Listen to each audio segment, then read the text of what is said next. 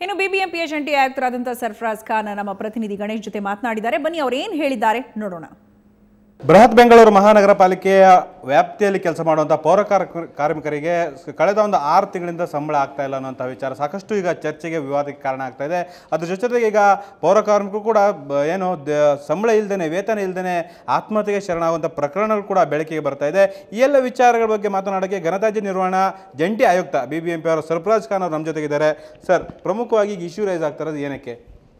ಈಗ ಸುಮಾರು ತಮಗೆಲ್ಲರೂ ಗೊತ್ತಿರೋದ 34,000 ಜನ ಪೌರ ಕಾರ್ಮಿಕಸ್ ನಮ್ಮಲ್ಲಿ ಕೆಲಸ ಮಾಡ್ತಾ ಇದ್ದಾರೆ ಅಂತ ಒಂದು ಆರೋಪಗಳಿತ್ತು. ವೆರಿಫಿಕೇಷನ್ ಮಾಡಿದಾಗ ಸರಿಯಾಗಿ ಕೆಲಸ ಮಾಡ್ತಾ ಇರೋದು ಸುಮಾರು 16,000 ಜನ. 16,000ದಲ್ಲಿ ಏನಾಯಿತು, ಕೆಲವೊಂದು ಜನ ಸಮಸ್ಯೆ ಏನಾಯಿತು ಅಂತ ಹೇಳಿದ್ರೆ, ಒಂದು ವರ್ಷದ ನಮಗೆ ಸರ್ಕಾರದ ಒಂದು ಆದೇಶ ಏನಾಗಿತ್ತು, 700 ಜನಕ್ಕೆ ಒಂದು ಪೌರ ಕಾರ್ಮಿಕ ಇರಬೇಕು ಅಂತ ಒಂದು ಆದೇಶ ಆಯಿತು. ಅದರಲ್ಲಿ ಏನಾಗ್ತಾಯಿತ್ತು, ಆ ಒಂದು ಮಾನದಂಡ ಇಟ್ಕೊಂಡು ತೊಗೊಂಡಿದ್ರೆ ಸುಮಾರು 2,000 ಜನ ಪೌರ ಕಾರ್ಮಿಕ ಅಡಿಷ್ನಲ್ ಆಗಿದ್ದರು. ಇಂಥ ಅಡಿಷ್ನಲ್ ಪೌರ ಕಾರ್ಮಿಕಗಳಿಗೆ ಏನು ಮಾಡಬೇಕು ಅಂತ ತೀರ್ಮಾನ ತೊಗೊಂಡಿದ್ದಾಗ ಅವ್ರಿಗೂ ಎಲ್ಲ ಒಂದು ಕಡೆ ಅಳವಡಿಸ್ಕೊಳ್ಬೇಕು, ಕೆಲಸಕ್ಕೆ ತೊಗೊಳ್ಬೇಕು ಅಂತ ಹೇಳಿದಾಗ ಅವ್ರಿಗೆ ಬೇರೆ ಬೇರೆ ಕಡೆ ಕೆಲಸಕ್ಕೆ ತೊಗೊಂಡಿದ್ವಿ. ಪಾರ್ಕ್ಗಳಿಗೆ ಆಗಲಿ, ಸ್ಮಶಾನಗಳಿಗೆ, ರುದ್ರಭೂಮಿಗಳಿಗೆಲ್ಲ ತೊಗೊಳಕ್ಕೆ ಶುರು ಮಾಡಿದ್ವಿ ಅವ್ರಿಗೆ. ಅದ್ರ ಜೊತೆಗೆ ಇನ್ನೊಂದು ಏನಾಗಿದೆ, ಇನ್ನೊಂದು ಕ್ಯಾಟಗರಿ ಆಫ್ ಪೌರ ಕಾರ್ಮಿಕಸ್ ಅಂತ ಹೇಳಿದರೆ, ಕಳೆದ 4 ತಿಂಗಳು 5 ತಿಂಗಳು 6 ತಿಂಗಳಿಂದ ಏನಾಗಿದೆ, ಅವ್ರಿಗೆ ಪೌರ ಕಾರ್ಮಿಕಸ್ ಅಂತ ಹೇಳಿಬಿಟ್ಟು ಅದು ಯಾರೋ ಸೂಪರ್ವೈಸರ್ಸ್ ಇರ್ಬೋದು, ಮೇಸ್ತಿಗಳಿರ್ಬೋದು, ಅವ್ರಿಗೆ ಥಮ್ಗಳು ಕೊಡಿಸ್ಬಿಟ್ಟು ಅವರು ಅಧಿಕೃತವಾದ ಪೌರ ಕಾರ್ಮಿಕಗಳಂತ ಅಂತಬಿಟ್ಟು ಸೇರಿಸಿದ್ದಾರೆ. ಅವ್ರ ಅಮಾಯಕರಿಗೆ ಗೊತ್ತಿಲ್ಲ, ಕೆಲಸ ಮಾಡ್ತಾಯಿದ್ದಾರೆ 3-4 ತಿಂಗಳಿಂದ. ಇಂಥ ಸಂದರ್ಭದಲ್ಲಿ ನಾವು ಚೆಕ್ ಮಾಡಿಸಿದಾಗ ಯೂನಿಯನ್ ಅವ್ರದ್ದು ಏನು ಗಲಾಟೆ ಇತ್ತು ಅಂತ ಹೇಳಿದರೆ, ಈ ಪೌರ ಕಾರ್ಮಿಕಸ್ ಏನು ಹೊಸ್ದಾಗಿ ಸೇರಿದ್ದಾರೆ ಅವರಿಂದ ನಮಗೆ ಒರಿಜಿನಲ್ ಕೆಲಸ ಮಾಡ್ತವ್ರಿಗೆ ಕೆಲಸ ಹೋಗ್ತಾ ಇದೆ, ದಯಮಾಡಿ ಅಂಥವ್ರಿಗೆಲ್ಲ ತೆಗೆಸಾಕಬೇಕು ಅಂತ ಒಂದು ಆರೋಪನೂ ಸಹ ಇತ್ತು. ಈ ಆರೋಪವನ್ನು ನಾವು ಸರಿಪಡಿಸ್ಲಿಕ್ಕೋಸ್ಕರ ಏನು ಮಾಡಿದ್ವಿ, ಬಯೋಮೆಟ್ರಿಕ್ಸ್ ಹಾಕಿದ ಮೇಲೆ ಇವರೆಲ್ಲ ಯಾರ್ಯಾರು ಅಂತ ಬೀಡ್ ಮಾಡಿಸಿದಾಗ ಸುಮಾರು ಇಂಥ ಒಂದು 2,000 ಜನ ನಮಗೆ ಕಂಡು ಬಂದರು. ಅದಕ್ಕೆ ಏನು ಪರಿಹಾರ ಏನು? ಸೊ ಮಾನ್ಯ ಆಯುಕ್ತರು ನಾವೇನು ತೀರ್ಮಾನ ತೊಗೊಂಡಿದ್ವಿ, ಅವ್ರು ಯಾರು ಕೆಲಸ ಮಾಡಿದ್ದಾರೆ ಅಂತ ಹೇಳ್ತಾರೆ 3 ತಿಂಗಳು ಅವ್ರು ಸರ್ಟಿಫೈ ಮಾಡಿದ್ರೆ, ಕನ್ಸರ್ನ್ ಜಾಯಿಂಟ್ ಕಮಿಷನರ್ಗಳು ಕನ್ಸರ್ನ್ ಮಾಡಿದ್ರೆ ಅವ್ರಿಗೆ ಸಂಬಳ ಕೊಟ್ಬಿಟ್ಟು ಅವ್ರಿಗೆ ಬಿಡುಗಡೆ ಮಾಡೋಣ. ಅಷ್ಟು ಜನ BBMPಲಿ ಅವಶ್ಯಕತೆ ಇಲ್ಲ, ಅವ್ರು ಎಲ್ಲಿಂದನೋ ಬಂದು ಎಲ್ಲಿ ಕೆಲಸ ಮಾಡ್ತಾ ಇದ್ದಾರೆ ಅಂತ ಇದು ಒಂದು ಚರ್ಚೆಗೆ ಬಂತು. ಮತ್ತು ಆದೇಶನೂ ಸಹ ಆಗಿದೆ. ಎಷ್ಟು ಜನಕ್ಕೆ ಈಗ ಪೆಂಡಿಂಗ್ ಇದೆ ಅಮೌಂಟ್? ಎಷ್ಟು ಜನಕ್ಕೆ ರಿಲೀಸ್ ಆಗುತ್ತೆ? 16,000 ಜನಕ್ಕೆ ಏನು ಕೊಡಬೇಕಾಗಿದೆ ಅವ್ರಿಗೆಲ್ಲರಿಗೂ ನಾವು ಮೇ ತಿಂಗಳವರೆಗೂ ಸಂಬಳ ಕೊಟ್ಟಾಗಿದೆ. ಇನ್ನು ಈ ಒಂದು ವಾರದಲ್ಲಿ ಬಾಕಿದೆಲ್ಲ ಈ ಜೂನ್ ತಿಂಗಳನ್ನು ಕಂಪ್ಲೀಟಾಗಿ ನಾವು ಪೇಮೆಂಟ್ ಮಾಡಿಬಿಡ್ತೀವಿ. ಯಾವುದೂ ಸಮಸ್ಯೆ ಇಲ್ಲ. ಸಮಸ್ಯೆ ಆಗಿರೋದು ಇದೇ ಒಂದು ಕ್ಯಾಟಗರಿ ಜನದ್ದು ಸಮಸ್ಯೆ ಆಗಿದೆ. 2,000 ಜನ. ಹಾಂ, 2,000 ಜನದ್ದು. ಇವಾಗ ಇದ್ರ ಬಗ್ಗೆ ಏನು ಚರ್ಚೆ ಮಾಡಿಬಿಟ್ಟು ಈಗ ಮಾನ್ಯ ಆಯುಕ್ತರು ಮತ್ತು ಸರ್ಕಾರ ಮಟ್ಟದಲ್ಲಿ ಏನು ತೀರ್ಮಾನ ತೊಗೊಳ್ತಾರೆ ನೋಡಬೇಕು. ಯಾಕಂತ ಹೇಳಿದ್ರೆ ಇನ್ನು 400 ಜನ, 2,000 ಜನ ಇವರು ಅಡಿಷ್ನಲ್ ಆಗ್ತಾರೆ. ನಮ್ಗೆ ಎಷ್ಟು ಬೇಕಾಗಿದೆ ಅದ್ರ ಮೇಲೆ 2 ಜನ ಅಡಿಷ್ನಲ್ ಆಗ್ತಾರೆ. ಆಮೇಲೆ ಎರಡನೇದಾಗಿ ಇದರಲ್ಲಿ ಏನು ಸಮಸ್ಯೆ ಆಗಿದೆ ಅಂತ ಹೇಳಿದರೆ, ಮತ್ತು ಇನ್ನೊಂದು ದೂರು ಸಹ ಬಂದಿತ್ತು. ಇದು ನಮ್ಮೆಲ್ಲರಿಗೂ ಗೊತ್ತಾಗಿದೆ. ಮತ್ತು ಎಲ್ಲ ಕಡೆಯೂ ನಮ್ಮ ಒಬ್ಬರು ಪೌರ ಕಾರ್ಮಿಕ ತೀರ್ಕೊಂಡಿದ್ದಾರೆ. ಅವರು ಈ ಥರ ನಮ್ಮಲ್ಲಿ ಕೆಲಸ ಮಾಡ್ತಾಯಿದ್ರು ಅಂತ. ಆ್ಯಕ್ಚುಲಿ ಏನಾಗಿದೆ, ಅವರು ಪೌರ ಕಾರ್ಮಿಕ ಅಲ್ಲ, ಇದು ಮಸ್ಕಿಟೋ ಗ್ಯಾಂಗ್ ಮ್ಯಾನ್. ಅವರು ಮಸ್ಕಿಟೋ ಕಂಟ್ರೋಲ್ ಏನು ಮಾಡ್ತಾರೆ, ಅವ್ರು ಗುತ್ತಿಗೆದಾರರ ಮುಖಾಂತರ ಕೆಲಸ ಮಾಡ್ತಾ ಇರ್ತಾರೆ. ಅವ್ರಿಗೇನಾಗಿದೆ, ಒಂದು ಕಳೆದ 4 ತಿಂಗಳು 5 ತಿಂಗಳು ಯಾರೋ ಒಬ್ಬರು ಇವರು ಪೌರ ಕಾರ್ಮಿಕ ಅಂತ ಸೇರಿಸಿದ್ದಾರೆ. ಪರ್ಮನೆಂಟ್ ಆಗುತ್ತೆ ಅನ್ನೋ ಆಸೆಯಿಂದ ಒಂದು ಸೇರ್ಕೊಂಡ್ಬಿಟ್ಟು ಅದಾಗಿದೆ. ಪ್ಲಸ್ ಏನಾಗಿದೆ, ಇದಕ್ಕೆ ವೆರಿಫಿಕೇಷನ್ ಆಗ್ತಾಯಿದೆ. ಇನ್ನು ಏನಾಗಿದೆ, ಅವರೇ ಪ್ರತದಲ್ಲಿ ಹೇಳಿದರೆ, ನಾನು ಆಟೋ ತಾವು ಹೇಳೋ ಪ್ರಕಾರ ನಿನ್ನೆ ಸತ್ತಂತಹ ಅಥವಾ ಮೊನ್ನೆ ಸತ್ತಂತಹ ಸುಬ್ರಹ್ಮಣ್ಯ ದತ್ತಾತ್ರೇಯ ವಾರ್ಡ್ನ ಏನು ಪೌರ ಕಾರ್ಮಿಕ, ಅವನು ಪೌರ ಕಾರ್ಮಿಕ ಅಲ್ಲ, ಮಸ್ಕಿಟೋ ಗ್ಯಾಂಗ್ ಮ್ಯಾನ್. ಹೌದು. ಈಗ 4-5 ದಿನ ಪೌರ ಕಾರ್ಮಿಕ ಆಗಿ ಕೆಲಸ ಮಾಡ್ತಾಯಿದ್ರು ನಮ್ಮಲ್ಲಿ. ಆಮೇಲೆ ಅವರೇನು ಹೇಳ್ತಾರೆ ಅಂತ ಹೇಳಿದ್ರೆ, ನಾನು ಆಟೋದಲ್ಲೂ ಕೆಲಸ ಮಾಡ್ತಾಯಿದ್ದೆ. ಅವ್ರು ಪತ್ರ ಬರೆದಿರೋದಲ್ಲಿ ನಾನು ಆಟೋದಲ್ಲೂ ಕೆಲಸ ಮಾಡ್ತಾಯಿದ್ದೆ. ಆಟೋ ಕಾರ್ಮಿಕರಿಗಿಂತ ಒಂದೇ ಪೌರ ಕಾರ್ಮಿಕ 2 ಕಡೆ ಕೆಲಸ ಮಾಡೋಕ್ಕೆ ಸಾಧ್ಯ ಹೇಗೆ? ಸೊ ಅದೇ ನಮ್ಮ ಪಟ್ಟಿಲಿ ನಾವು ವೆರಿಫಿಕೇಷನ್ ಮಾಡಿಸಿದಾಗ ಏನಾಗಿದೆ, ಆಟೋಲ್ಲಿ ಕೆಲಸ ಮಾಡೋರು ಇರ್ಬೋದು, ಮತ್ತು ಇಲ್ಲೂ ಮಾಡೋದಬೇಕಾದ್ರೆ. ಯಾಕಂದರೆ ಸರ್ಕಾರಿ ದುಡ್ಡನ್ನು ಪೋಲಾಗಬಾರ್ದು. ಯಾಕಂತ ಹೇಳಿದ್ರೆ ವೆರಿಫಿಕೇಷನ್ ಮಾಡಬೇಕು, ಕ್ರಾಸ್ ವೆರಿಫಿಕೇಷನ್ ಮಾಡಿ ಪೇಮೆಂಟ್ಗಳಾಗ್ತಾಯಿದೆ. ಈಗ ಏನಾಗಿದೆ ಅಂತ ಹೇಳಿದರೆ, ಇದು ಒಂದು ಸಿಸ್ಟಮ್.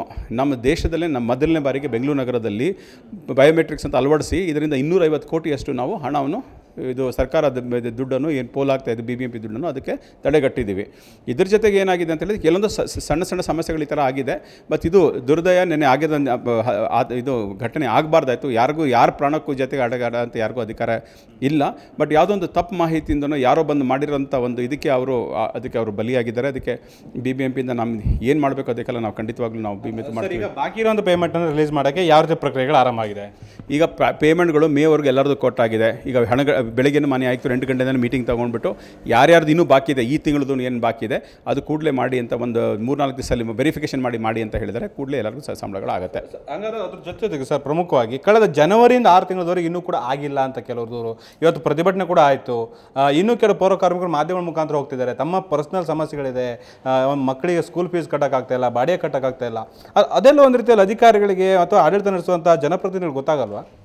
ನೋಡಿ, ಇದೆಲ್ಲ ಏನಾಗುತ್ತೆ ಅಂತ ಹೇಳಿದರೆ, ಈಗ ಜನಪ್ರತಿನಿಧಿಗಳ ಅಧಿಕಾರಿಗಳಿಗೆಲ್ಲ ಮಾಹಿತಿ ಇದೆ. ಇದು ಏನಾಗುತ್ತೆ ಅಂತ ಹೇಳಿದ್ರೆ ಏನು ಮಾಡ್ತಾ ಇದೆ ಸರ್ ಸರ್ಕಾರ? ಏನು ಮಾಡ್ತಾ ಇದೆ ಅಲ್ಲಿ ಬೇರೆ ಕಡೆ ಮಾಹಿತಿ ಬೇರೆ ಥರ ಗೊತ್ತಾಗ್ತಾ ಇದೆ. ಇವಾಗ ಏನಾಗಿದೆ ಅಂತ ಹೇಳಿದ್ರೆ ಒಂದು ಫಿಲ್ಟರಿಂಗ್ ಪ್ರಕ್ರಿಯೆ ಏನು ನಡೀತಾ ಇದೆ, ಯಾರು ಅಧಿಕೃತವಾಗಿ ಕೆಲಸ ಮಾಡ್ತಾ ಇದ್ದಾರೆ ಅಂಥವ್ರಿಗೆ ಕೆಲಸ ಮೇಲೆ ಸಂಬಳಗಳು ಕೊಡ್ತಾ ಇದ್ದೀವಿ. ಈಗ ಅಡಿಷನಲ್ ಆಗಿ ಬಂದು ನನಗೂ ಪೌರಕಾರ್ಮಿಕ ಈ 40,000 ಜನಕ್ಕೆ ಹೋಗ್ತಾರೆ, ನಮಗೆ ಬೇಕಾದ್ರೆ 18,000 ಜನ.